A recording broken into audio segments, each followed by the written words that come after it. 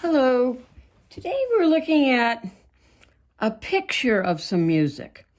In this picture of music, we have two staffs, which you usually would have in music. A staff is the 5 lines that kind of go together. There's two staffs. This is one staff, and this is your other staff. And there's 5 lines. 1, 2, 3, 4, 5, and 5 here. The staff on the top, I call it the top hand staff, is for your right hand. So your right hand is your top hand. Figure out which hand is your right hand. That's the hand that plays the notes in the top staff. The bottom staff is for your left hand or your bottom hand. So we call your left hand your bottom hand. So the bottom staff is for your left hand. The top staff is for your right hand. In the top staff, at the beginning of the music, you'll see a very beautiful, what we call clef. And the proper name for that clef is the treble clef. That treble clef is very pretty, and I have one in stained glass in one of my windows. And the bottom hand, for the left hand, has a very plain bass clef. So you say bass clef. Usually has 2 little dots, and it's kind of a backwards C. The notes that you want to learn to read, and we're going to start with just 5 notes. The notes that you want to learn to read are going to be C, D, E, F, and G. So if you took your number 1 finger and you put it on middle C, if you have someone in your family, they can help you find middle C.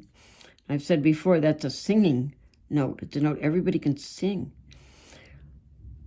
When you see a note, and a note has a round part to it and a line or a stem.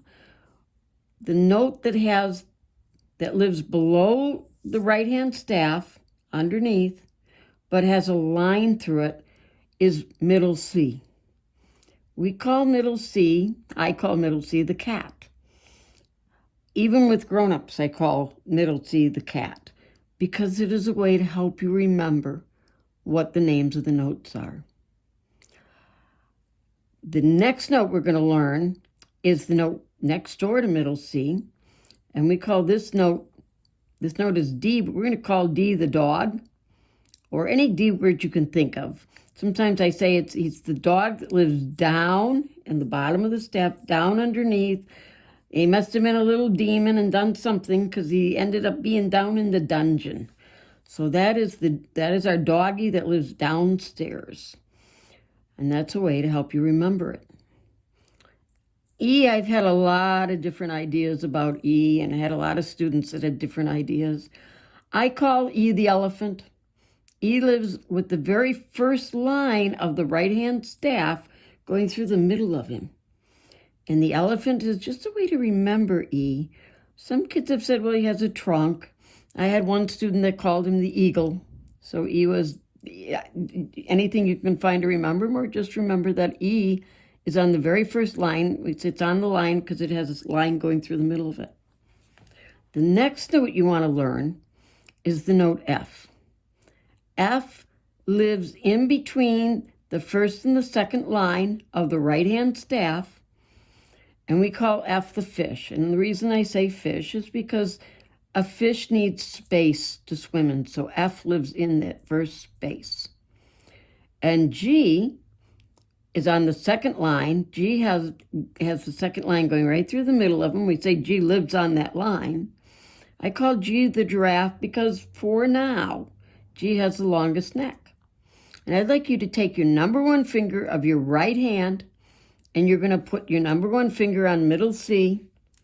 Middle C should be your number 1 finger. Your number 2 finger should be on D. Your number 3 finger is going to be on the elephant. Your number 4 finger is going to be on the fish, and your little finger should be on your giraffe. So those are the notes that I want a beginning student to become familiar with. We're going to spend some time learning to read those notes. We will worry about the left hand later.